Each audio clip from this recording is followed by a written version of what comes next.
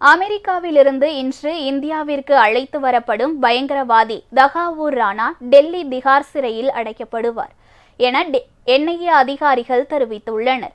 2008ஆம் ஆண்டு மும்பையில் பாகிஸ்தான் தீவிரவாதிகள் நடத்திய தாக்குதலில் 166 பேர் கொல்லப்பட்டனர். இந்த தாக்குதலை திட்டமிட்டவர்களில் கனடாவைச் சேர்ந்த தொழிலதிபரும் பாகிஸ்தான் வம்சாவளியைச் சேர்ந்தவருமான தகாவூர் ராணா முக்கியமானவர்.